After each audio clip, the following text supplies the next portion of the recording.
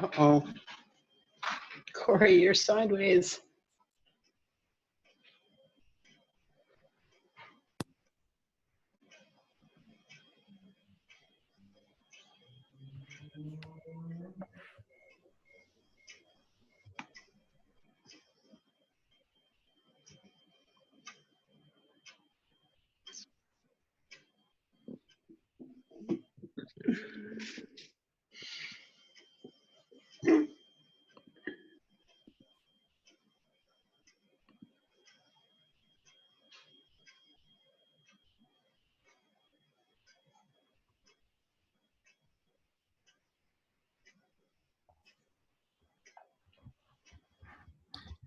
Okay, I see you, Johanis, Kris, Kori, Nick, and Philip Farrington. Are you there, Philip?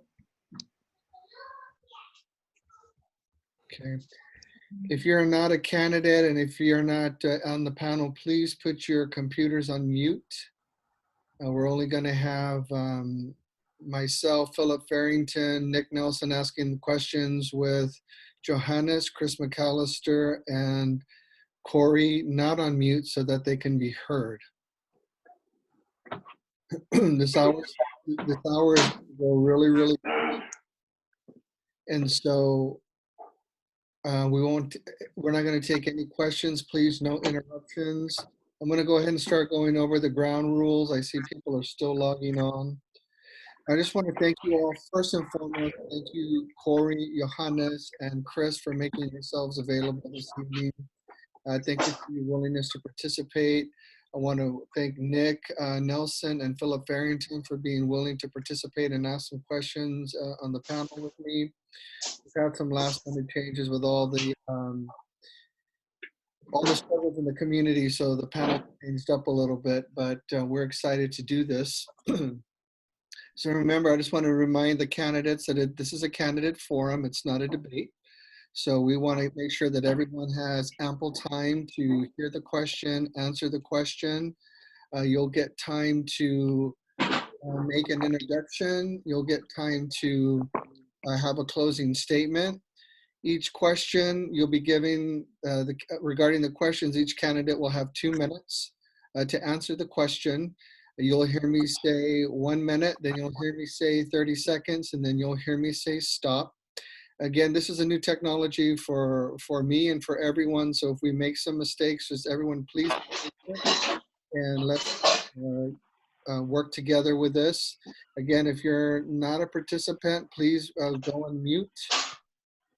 We want to limit all the background noise so the questions can be heard. There's still people checking in, so with that said, Kris, Kori, Johanis, do you have any preliminary questions? Are you guys ready to go? Yeah. Yes. And Philip Farrington, are you on? I am. Okay, very good. Well, with that said, I want to thank you all for coming to this candidate forum this evening for Ward 3. For Ward 3 City Council, we have Kori Rodley, Johanis, Tadeo, and Kris McAlister are candidates this evening. We're going to give each of them 1 minute to make a brief opening statement. Then we're going to rapidly get into the questions. They'll be given 2 minutes to answer each question. Because this time will go very fast. It seems like an hour is a lot, but it's not. Remember, no interruptions from the audience, please. We want to make sure this is civil and respectful opportunity for these candidates to be heard and have their perspectives to be made known. So with that said, I'm just going to go from who I see in front of me. Johanis, we'll start with you, then we'll go to Kris, and then we'll go to Kori. So Johanis, 1 minute to make an opening introduction of yourself as a candidate. All right. Hi, everyone. I'm a community organizer and the director of Springfield Alliance for Equity and Respect, SAFER. I grew up in Springfield and attended Springfield Public Schools from K to 12. I'm deeply involved and committed to the whole community that I know and care about. My focus is to make sure that all residents in Springfield, including immigrant, low-income, underrepresented, and marginalized folks, know that their voices are heard in the chambers. I will be a voice so that folks are part of the decision-making process, giving the council a deeper sense of the work we need to do in Springfield. As your city councilor, I will have the opportunity to serve all of you. It's important that the council hears about the current issues we face on a daily basis. That way we can work together to unify Springfield and make it a city that feels equitable to live in. I have a track record of being able to win for the people, and we need to bring everyone inside so that we can address the issues that have been affecting everyone. And thank you very much, Mark Molina, for allowing us to be able to be here. Yes, sir. Thank you for participating. Thank you. Kris? Good evening, and thanks for allowing me the opportunity to share with you some of our ideas on how we can help make Springfield that we know and love build up while also responding to change in a meaningful manner. I'm a third-generation Springfielder and a fourth-generation Oregonian. I look to bring up opportunities while respecting all of the communities that have built and make Springfield what it is today. I come from working-class roots and serve in advocacy and direct services in our town. While I have a background of experiences that showcase my Springfield roots, I am eager to present our possible paths for Springfield solutions. I serve as an appointed capacity on the Springfield Utility Board Budget Committee, which I currently chair, as well as the Poverty and Homelessness Board, which I serve on 10 committees, work groups, and chair 2 of. And I'm also part of the Springfield Technical Advisory Committee for the Housing Development Code update. When I'm not working in that capacity, or as the director of Carry It Forward, I work with our local nonprofits such as Springfield Shelter Rights Alliance, Square One Villages, Eugene Springfield Solidarity Network, Social Advance, Egan, North Star, and Occupy Medical as a board member or advisory member. I consider myself a friend of the Springfield and Eugene Chambers and an ally for those who are in need in our community. As a candidate in the previous Ward 3, I thank both Kori and Johanis for making the decision to step forward and help lead Springfield to a bright future, and Mark for bringing access and awareness to all 3 of our campaigns.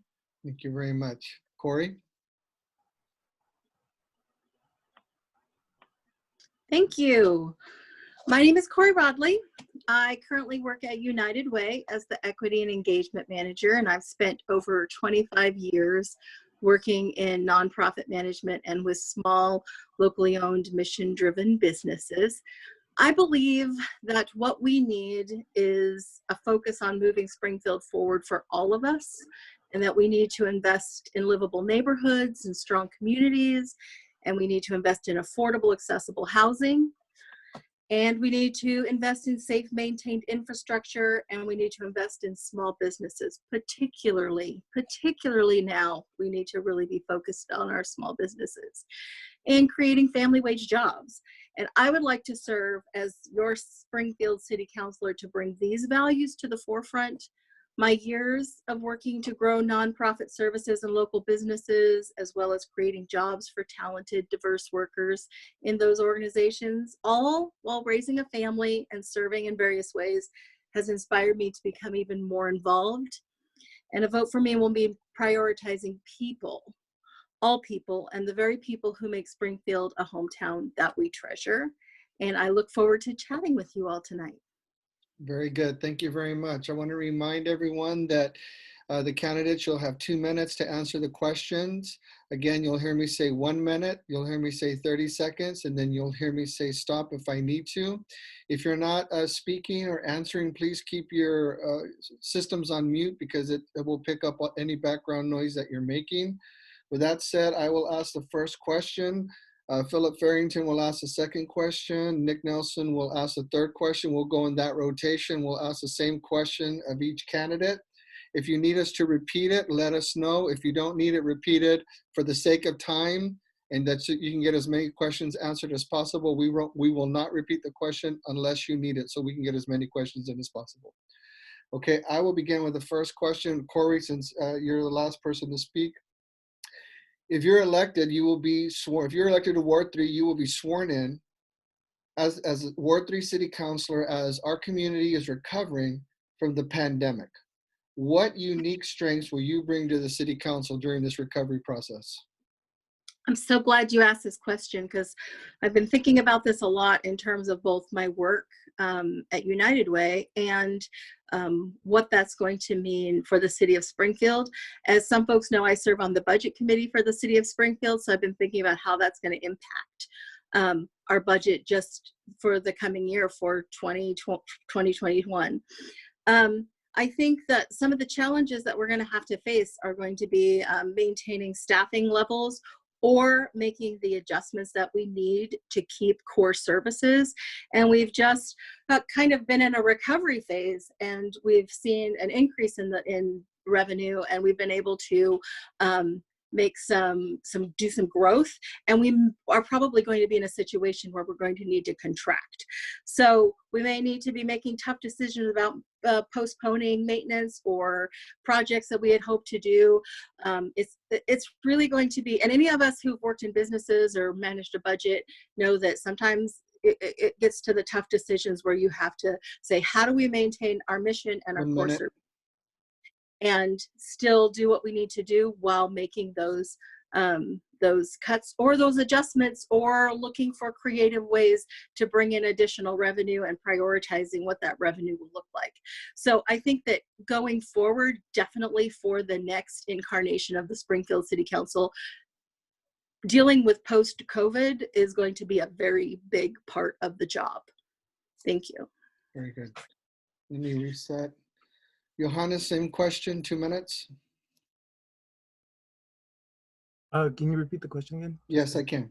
If you're elected to Ward 3 City Council, you will be sworn in at a time as our community is recovering from the pandemic. What unique strengths will you bring to the City Council during this recovery process? The unique strengths that I would bring is to make sure that I'm bringing in the voices of the folks that we're currently working in right now during the pandemic. As you know, there's a lot of families that aren't getting food right now. There's a lot of evictions going on, even though the executive order was put in place to not have any evictions right now. So we're gonna have to be able to see, kind of like what Kori was saying, we gotta be able to prioritize where we're gonna be able to put our money in, but as well as making sure that we're hearing what are the key concerns that our residents are having right now, and what are the things that we could be able to do, and what can we do, and start building a plan and a long-term plan of how we're gonna be able to recover from this. And again, we need to prioritize the current issues that are affecting folks right now, which is going to be rent. Once this is all over, for the families that aren't going to be able to pay that double, triple amount, we understand that there's not going to be any late fees, but that's still a struggle for some of these other families and underrepresented families. Right now, I get calls on the daily. About should I pay rent now or should I hold off? And right now I've been letting folks and families know that they have to be able to save right now, you know, and we got to be able to find ways as city officials to make sure that we find the best way to be able to support these families in need. Okay. Kris, do you need me to repeat the question? Okay, go ahead. As someone being sworn in right after COVID, or possibly even during COVID still, we don't know when we get sworn in if things will be done. We don't know if a second surge will happen. We have to be prepared for what we don't know. And as someone who serves in our winter season at the warming centers, I have risen to the occasion each time. We find solutions for our vulnerable populations. We find the people and the answers in our community, and we build up. If we find something's missing, we bring it back, we revisit, and we build again. That's the Springfield way, and I think that having grown up in it, having been a kid through our schools, having been a worker in our community, we have had other setbacks, but we keep building, we keep persevering, and we keep looking at strengths in different ways. And so rallying around what we've been able to do to solve these problems in these tight, rough times, that's what we need to focus on. And as your next counselor, I would ask those questions. I'd reach out to the businesses who've been shuttered. How can we bring you in right now? I'd reach out to our local governments who are around us, who are experiencing the same thing. Share what we've done to solve this and ask how they have. And I'd also reach out to the people who have been experiencing it on the worst. Our unhoused, our elderly, those who have been displaced. Ask them, what is the future now that we have a cleaner slate, an open path? Where do we go for you? Thank you. Very good. With that said, Philip, go ahead and proceed with your question. Hey, Springfield in recent years has had decreasing population. In fact, I think only Oak Ridge has had a slower growth rate in Lane County among all the cities within the county. The city also faces increasing costs to deliver services. How would you propose reconciling these kind of differing trajectories to still provide essential services? And do you have any ideas for either how you might propose increasing revenues or what might fall off the table as non-essential? Which candidate? Let's start with Johanis. I'm gonna ask you to, if you can repeat that one more time. Yeah. That was a long question. Yeah, sorry, a little background there. Because the city has had decreasing population, yet there's increasing costs for delivering service. How do you reconcile that in providing essential services to the community? What might fall off the table, or how would you otherwise propose concepts for increasing revenue to support essential city services? Yeah, so first, the first thing I would be able to do again is currently, once we're able to see where we're currently at right now, and where are the places that we could be able to cut where it's not going to affect us entirely. And that's where I'll be able to again, we got to be able to listen to our community, to our residents. Where are residents being hit the most? Where are the things that we know that, I'm not going to say that they're a lost cause, but some of the things that's going to be a lot more difficult to be able to recover within, like, let's say it's within 5 years. So what are the things that we could be able to recover from within 2 years? And that's where I'll be able to be prioritizing my time and finding these ways, and also finding other external revenues to be able to bring in, to be able to bring extra funding, the areas that we haven't looked in. And that's the best thing about being able to have these 3 different candidates, is because each of us brings something new to the table. And we were able to bring in areas that maybe some folks didn't even be able to see before. So yeah, and I gotta go to the bathroom real quick, so I'll see y'all later.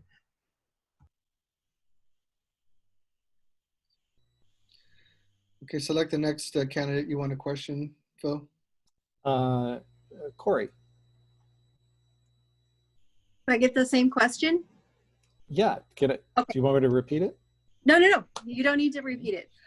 So first of all, just thinking and talking about our decreasing population, one of the core challenges that we have, and we are not unique, is affordable housing, accessible affordable housing for people. The biggest piece of revenue that comes into the city is through property taxes. And by not having enough housing for the people who want to live here, there's some room there for us to grow in terms of property tax revenue, I think. And in terms of increasing costs, that is real, that is true. And we're going to be facing in the future increasing costs to take care of our PERS obligations and other things that are going to affect us. Now, that said, and I'm a little biased because, like I said, I'm on the budget committee. I think we have a fantastic financial team at the city already that is forecasting plans and making plans for that, for those PERS obligations. But I do think that prioritizing the core services that the city can do is an important piece to us, making sure that we're making the best use of the finances that we have.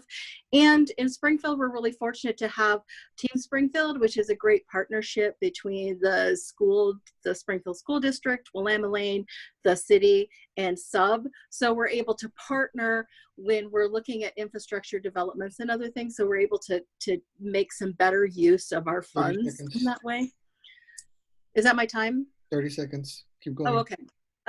So I think that there are ways for us to look for creative partnerships and to leverage that, and to leverage our strong community, our strong business relationships, in order to increase and diversify our revenue. And I think we really need to focus on making sure we have more housing that's affordable so that we can grow our community to where we want to go. Thank you.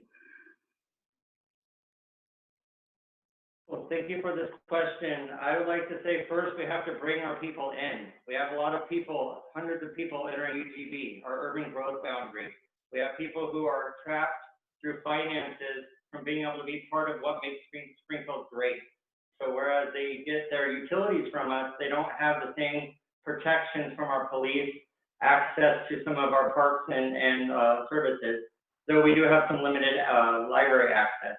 What I would propose is to create an annexation package where we work with locals to come into our city, be able to establish them at a lower rate, maybe give them some incentives to come in, and then we have helped secure our base as we move forward.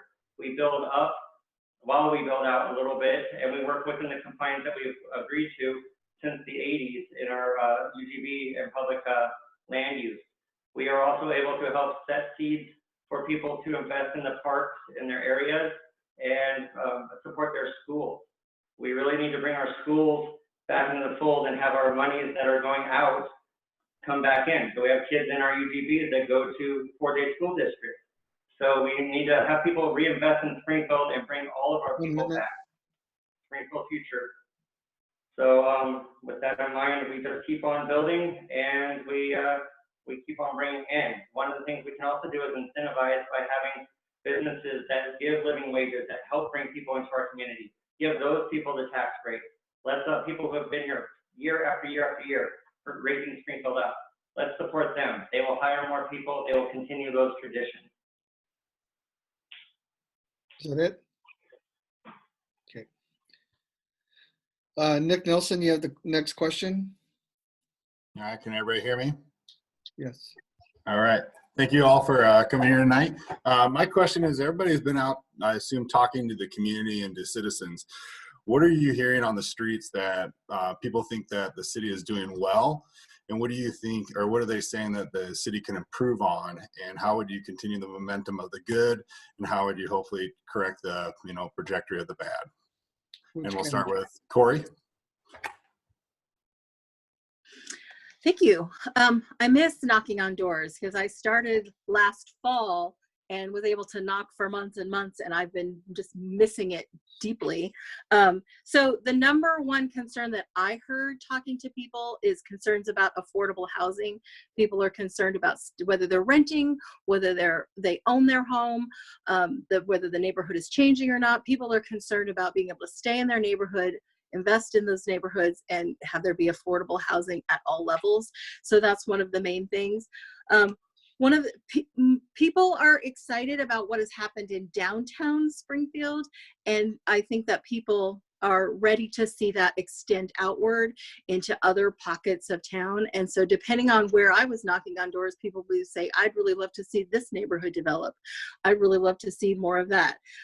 People are definitely concerned about infrastructure, about what do our roads look like? Do we have enough bicycle lanes, things like that? Those are the things people are talking about as well.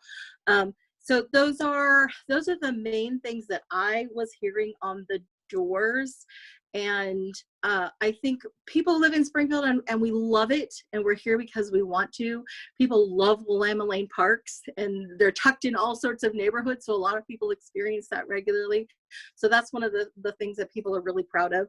But affordable housing, infrastructure, seeing that growth and seeing that manage that economic growth out through the city. Thank you.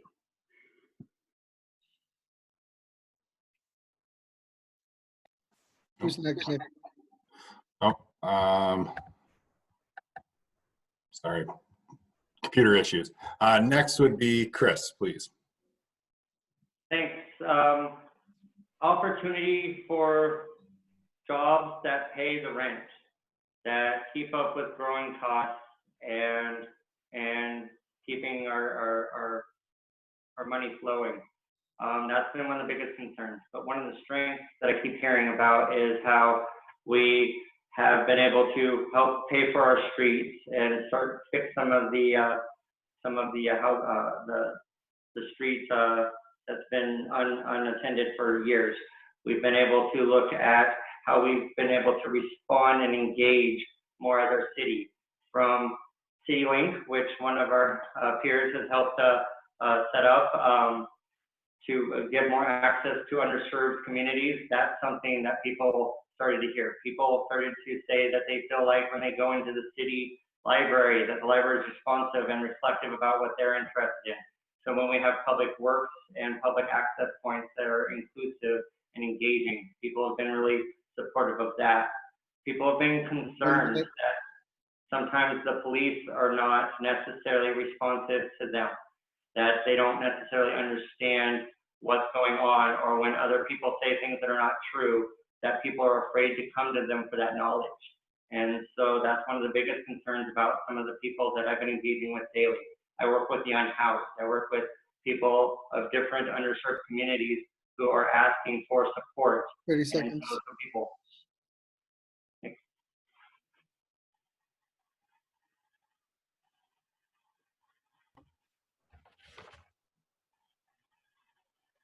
Oh, am I ready? Yeah, so I'm kind of like Kris. I'm on the ground almost every day speaking with families, pre-pandemic and current pandemic. Yeah, a lot of folks, kind of like Kori was saying, is affordable housing. Where can we be able to create affordable houses, and how can they be able to get support? A lot of the information, especially working with underrepresented families, a lot of them don't know a lot of the information on how to be able to find extra assistance to pay their bills. Um, don't know, don't have a strong connection with the city, and that's something that, that's something that we hopefully we could be able to work on together, is building that bridge of information, having information translated into Spanish and the other languages that we have here in Springfield. Yes, Kris, you were on it. Affordable, being able to have jobs that have affordable wages for families could be able to pay rent and be able to also be able to go buy food without having to decide which one am I gonna use. The other thing is strengthening the connection between schools and the city, making sure that we as a community feel like we're together on some of the decision makings that are happening. One of the good things that I hear a lot is the library. A lot of folks and families feel like they're connected to the city by the culture events that they have there, by how accessible it is to be able to speak to somebody in Spanish, to be able to get some of the information of what they need. 30 seconds. But we do need to be able to, yeah, we do need to be able to hear a lot of these folks on some of these things, because if we're hearing families that feel like they're not connected and they lived here for almost 20 to 30 years, that's something that we need to be able to string together. Thank you. All right, my next question, Johanis, you're the last to speak, so I'll start with you. As our community the business community is now beginning to hemorrhage. Businesses are closing, some are laying employees off, and some are shutting their doors already. Businesses are applying online for these loans to the stimulus money to get reinvigorated or re-engaged to hopefully survive. If you're elected to City Council of Ward 3, how would you plan to engage the business community in the city's priority setting and decision-making process as we recover together? First of all, I'll make sure that I'm speaking directly with a lot of these businesses and prioritizing our local businesses that we have here in our community. I think it's important that we keep a lot of these hidden gems alive. And just like right now, I'm currently working with the county to be able to make sure that when we have these things that we're applying for, this extra funds or loans, that we are focusing on these folks, because that money went quick. That $400,000 that I believe it was 3 Fridays ago, went within I think 20 minutes of that. So we got to make sure that we're actually supporting and helping out our local businesses, our hearts of our community. And by doing that is making sure that whenever these things are going out, like for instance, I saw something on the Register Guard that a lot of these businesses are going to be giving out food to a lot of these businesses are going to be able to get some type of funds to give out food out for the homeless. Those are the places that we need to be able to make sure that our hidden gems are, El Buen Taco, Kona Cafe, and a couple other folks are being prioritized when we're focusing on giving out these foods to support these businesses to stay alive. Very good. Reset. Okay, Kris, do you need me to repeat the question? Yes, please. Okay, so if you're elected, our economy, our business economy right now they are struggling, and they're applying for their loans, they're applying for the stimulus money. How would you, if you're elected, make sure that they're incorporated into the business community, into the city's priority setting and their decision-making process? How would you bring in the business community so that they can begin to recover?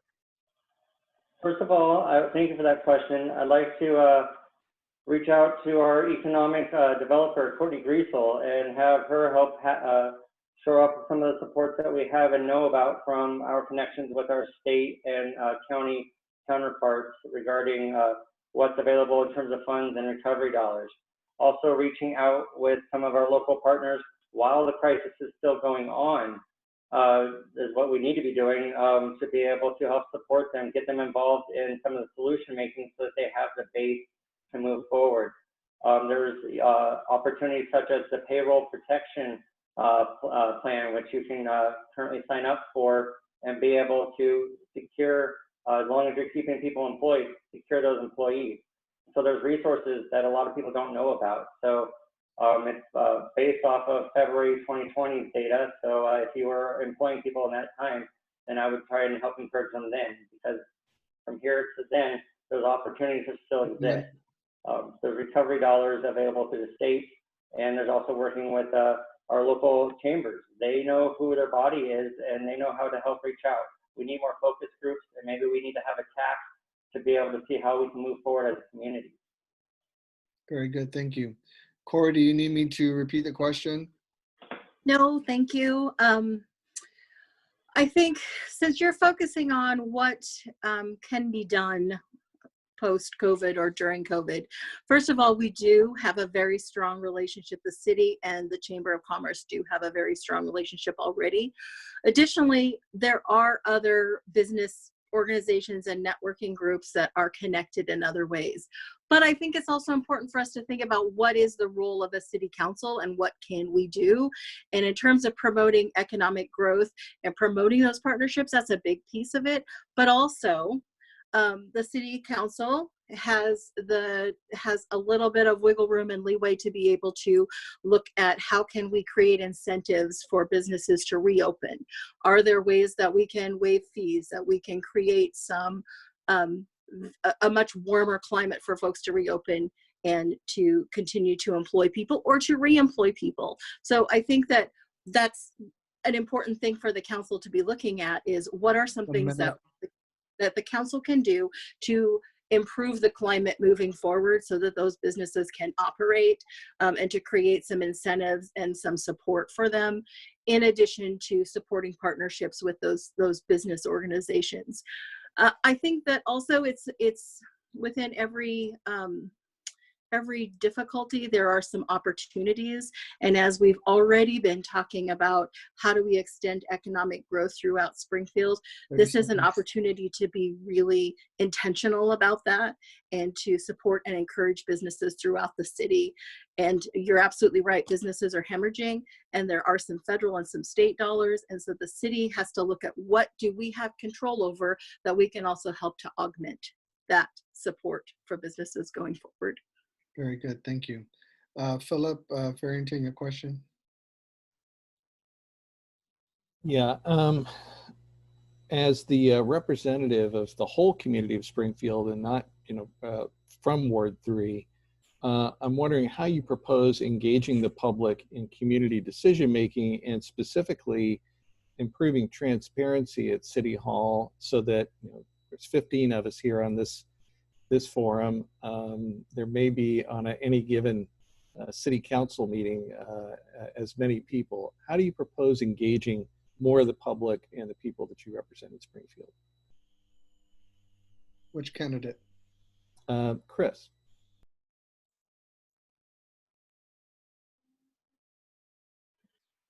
I would, thank you, Phil. I would engage more members of our public by having more focus groups, being able to reach out on certain topics, maybe have it be a theme, maybe have it be what's decided by community members who've submitted it a couple weeks in advance, so we can make sure that we have the right kind of materials available. One thing that I'm a big fan of is improving access. As a city councilor, I would ask that at least 2 days of the month be available where we have people accessible to the government who would not ordinarily be able to be accessible. Having more Spanish speaking persons there to help relate to city councilors in the voice of the native speaker, to be able to have people who have a little bit more time to help people who might have a head injury navigate through some of our permitting processes. We really need to meet people where they are and be able to make our government accessible. What we learned with CityLink was that we have a lot of resources and tools already built in, but not a lot of people know how they are accessible or when they are. And so as a city councilor, I would like to make sure that we made those more apparent, be more engaging, put our city council meetings out in the public like we have in these COVID times, and be able to be more engaged. Let the people speak and hear the people. Listening tours are something that we should really revamp and bring back, and also reach out to each of the groups in our community in each ward, making the voice go to them. So, thank you. Johanis?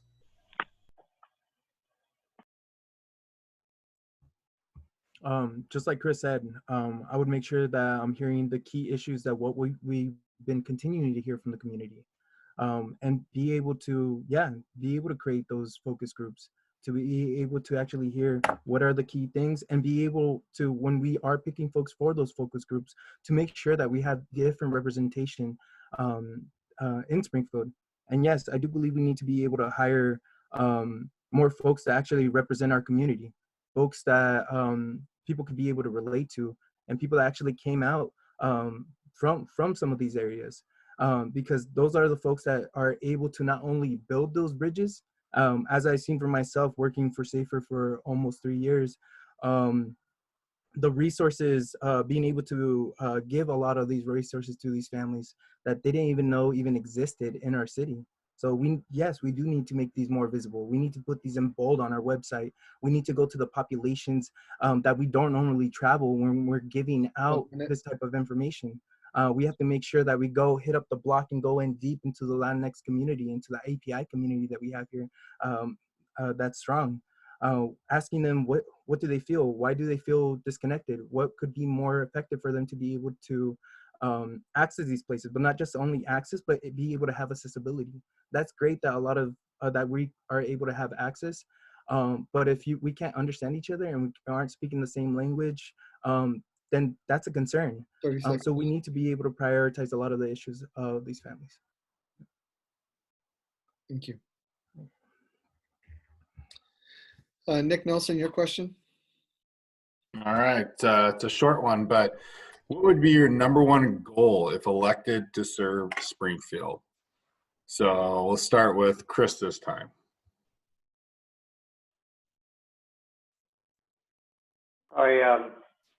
Did Kori get to answer that last question?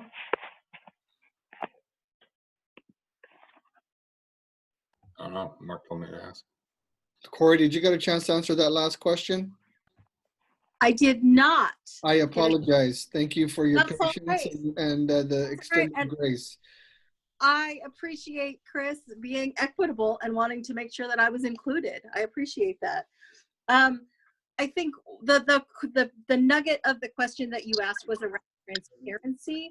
And I think that if you asked anyone probably who's on the current city council, they would feel or think that things are already very transparent. However, in the work that I've done on the Equity and Access Advisory Board for Lane County in this past year, we did a fair amount of work around how do we make public meetings more accessible. And so when we say the word accessible, people think, oh, what does that actually mean? Well, it might mean the time of day. It might mean what we have proven in the last 3 or 4 weeks that we can do is that we can have meetings in these alternate ways. And it's not necessarily that people have to drive to the city council chamber and sit there for a meeting. And now we've shown that we can make them more accessible to people from their own homes. So I think accessibility can mean a lot of different things. It can mean what Johanis was saying in terms of going to communities, and it can also mean adjusting, pulling apart our systems to make them more accessible and more transparent.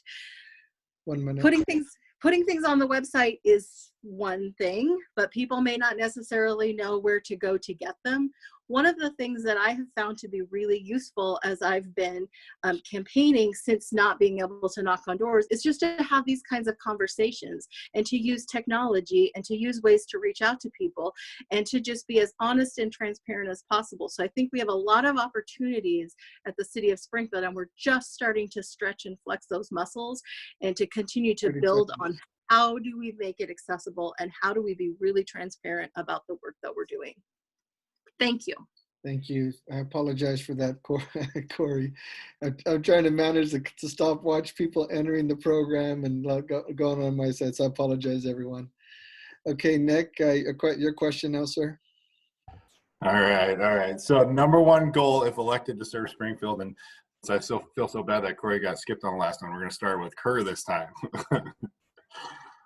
I don't know if it's better to go first because then I have to think fast.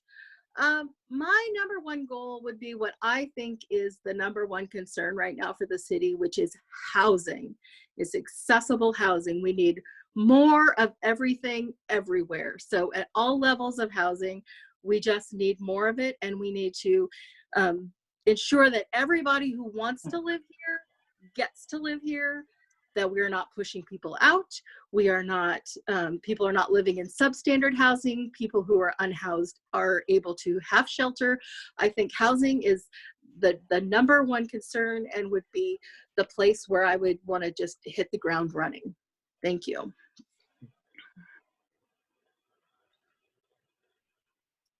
Who's next, Nick? Let's have Johanis, please. Can you say the question again? Just your number one goal if elected to serve Springfield. What is my number one goal? Yep. That is hard. Yeah, I do believe housing is one, making sure that families have a home. But for the families that do have a home, again, we got to make sure that we're speaking. My main priority would be able to make sure that we're building these bridges through these different institutions, because that's going to be a way that we're actually being able to get the support that we need for housing, for our electricity, for how certain things function within the city, to be able to address some of the concerns of our residents. Our residents right now don't know, some of our residents under an underrepresented community, they don't know currently right now where are certain places to be able to go seek for support and help. And that's what we're currently struggling right now. And during COVID, families are struggling because they don't have the information. Some families are getting kicked out of their homes because of the lack of information, because they're not able to hold their tenants accountable, because they don't have the information to hold these folks accountable. So as council, as your next city councilor, I want to prioritize and make sure that that we're building these bridges to these areas. That way we can be able to pass that information in order to be able to support the families that are in need.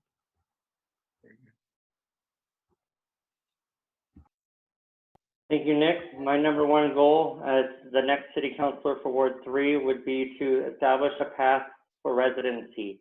We need to make sure that people are in Springfield, that they have homes in Springfield, that they have jobs for Springfield, that they come to Springfield knowing that we care and we will be inclusive of them.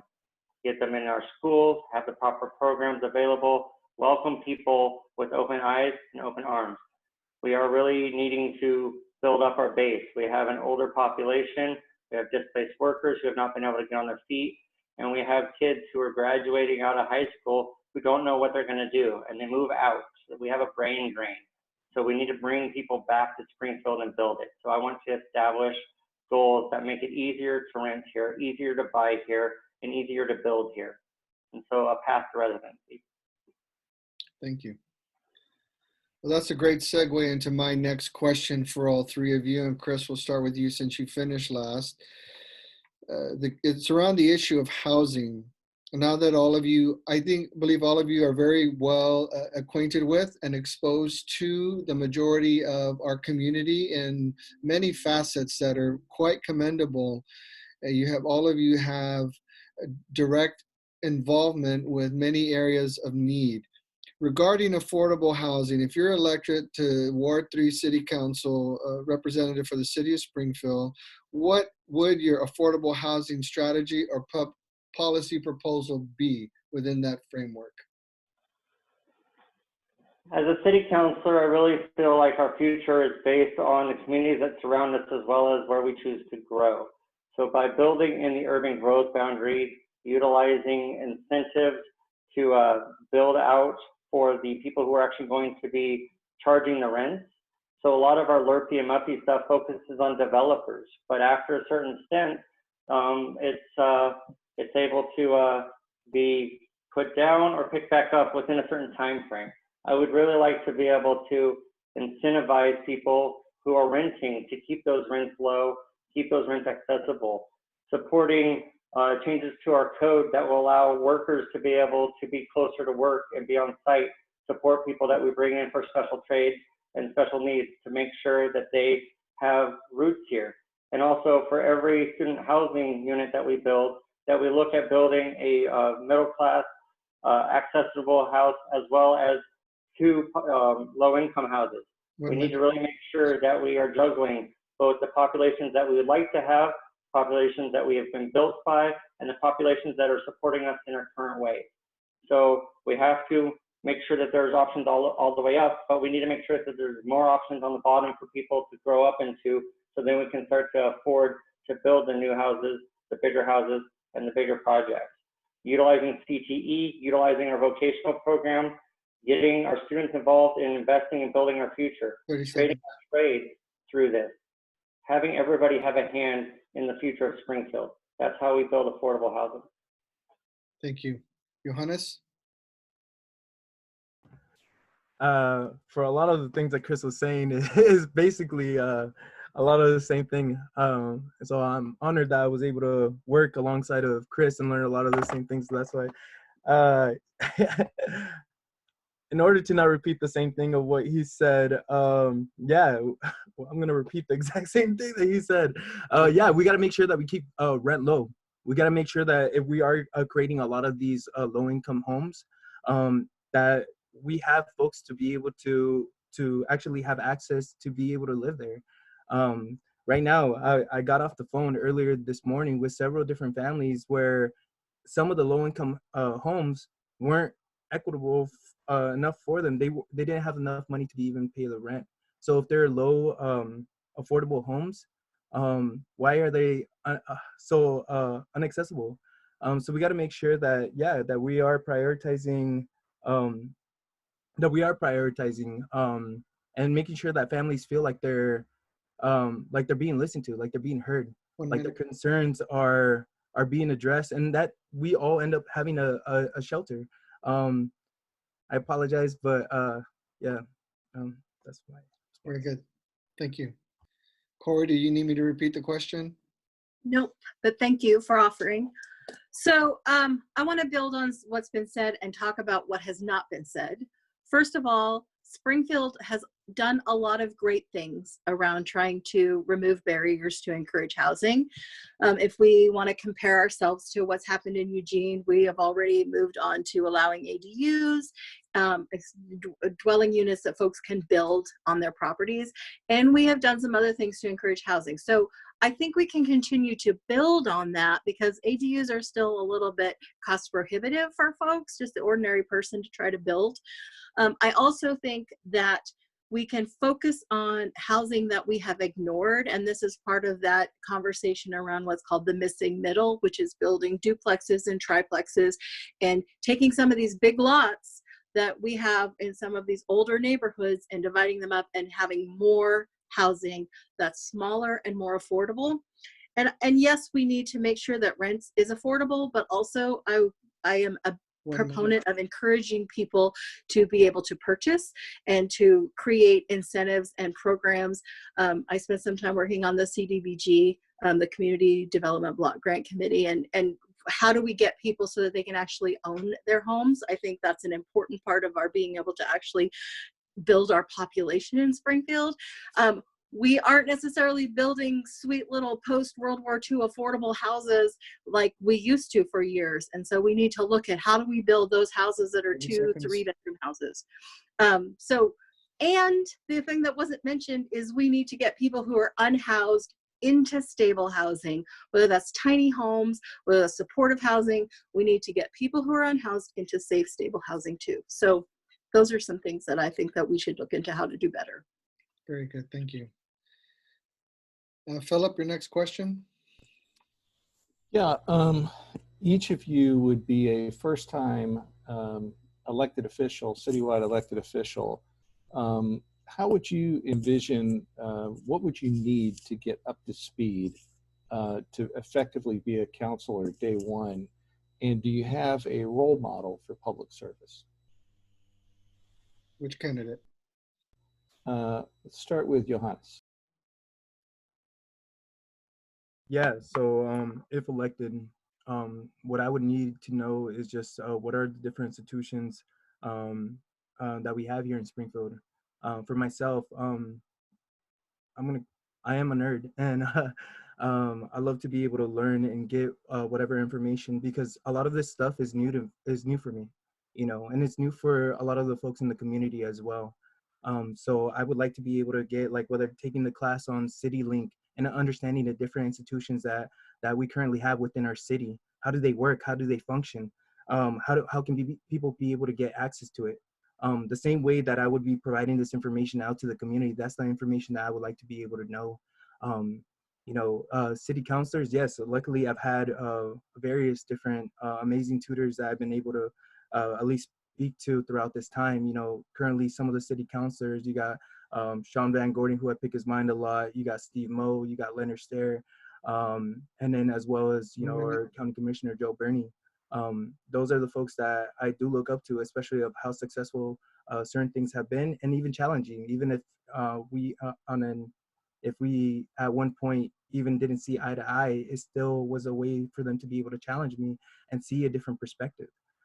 Because that's the thing, that a lot of the things within this, with running for office and being in these elected positions, it's hard for folks from my community to be able to be in even trying to be able to run for the seat, because there isn't information out there for us to be able to learn. So I think for myself, what being in there is, the first thing of what I would do is ask a whole bunch of questions, figure out which department does what, who are the people that I need to talk to be able to talk about concerns, complaints, and as well as us, as me as an elected official, being able to pass that information on. That way we can be able to fill our chambers to be able to hear our constituents about their issues and concerns. Thank you. Who's next, Phil? So Kris.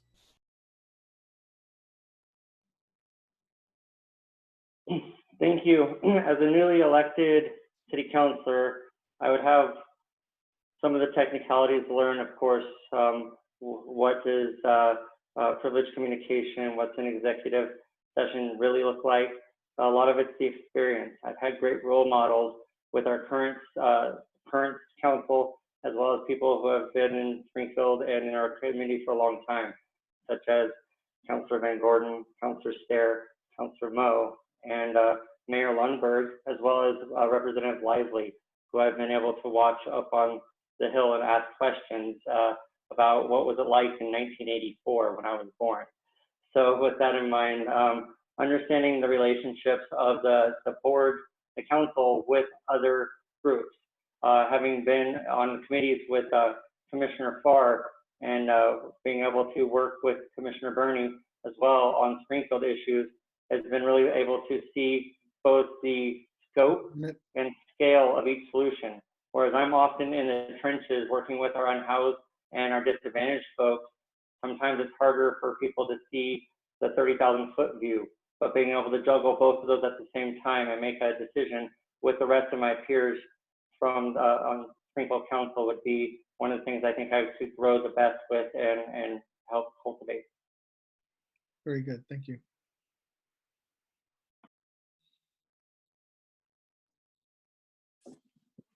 Is it my turn? It's your turn, Kori. All right.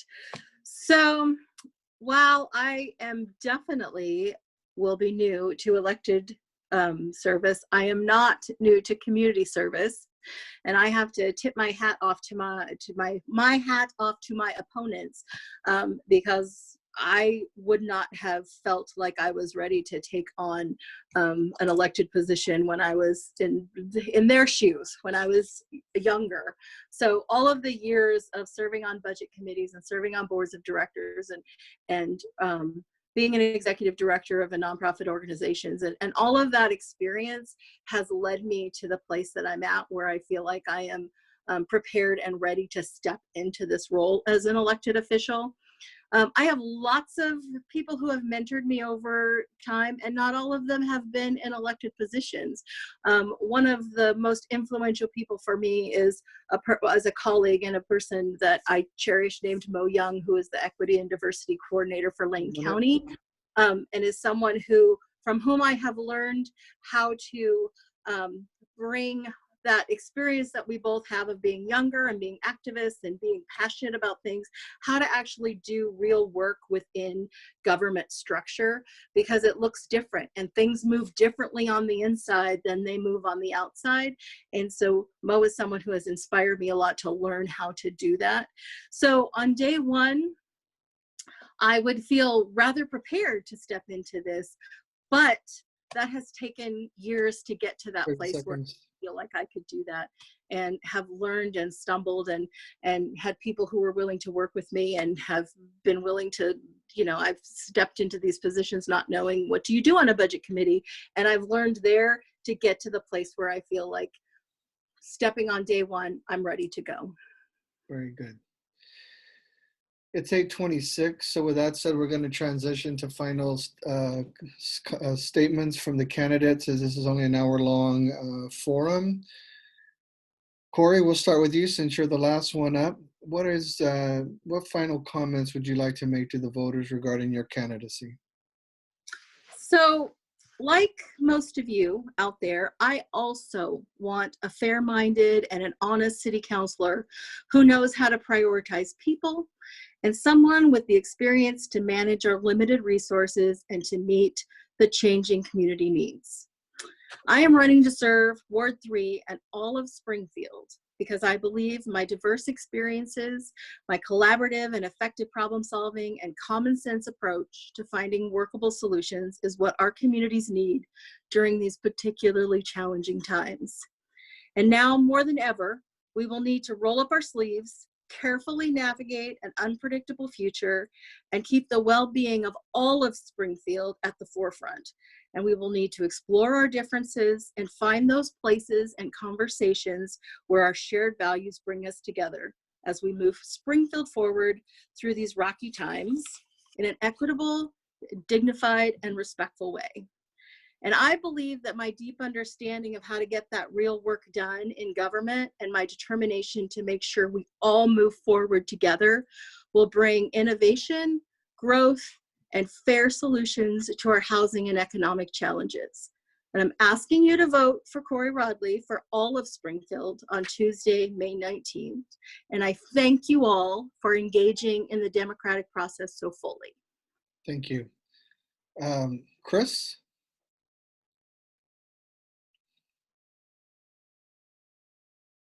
Kris, are you on mute? It appears I am, sorry. This has been a wonderful opportunity, and I look forward to exploring some of the items further as the campaign and as our Springfield experience rolls on. We are a hardworking community, and you can expect no less from me as your next city councilor. I do the work, I do the research, I ask the questions, and I hear the people. With endorsements and statements of support from leaders of our community, such as Councilor Stair, Councilor Semple, Sue Sarah Lupe of Occupy Medical, Alan Zundel of Social Advance, I feel like I bring a dedicated and compassionate voice that will ask the questions we need to have asked and offer the responses that the people of Springfield want to hear when it comes to the tough decisions that govern our daily lives. Please check out my Rooted in Springfield Facebook page, where you'll find my website and email. I'm on CradPack if you would like to contribute, but more importantly, I'm interested in your time to speak, to help, to lead. We are here because you are here with us. I ask you for your vote May 19th, and I thank you for your time helping our town look forward 2020. Thank you very much. Johanis? I'm ready to serve as your city councilor. I have served my community my whole life, translating for families when I was 9 years old and advocating for students in my community since high school. As a director of SAFER, I am on the ground on a daily basis, talking to Springfield residents and regularly communicating with city staff and individual city councilors. For the past several years, I have been building these relationships and want families to know that they also have a bridge to city government. I have experience finding resources and making sure residents of Springfield know what is available and their rights to access them. During this pandemic, I've been gathering information to residents about the new state and federal policies and programs of what this means for them, as well as providing food and meals to families and dropping them off at their homes.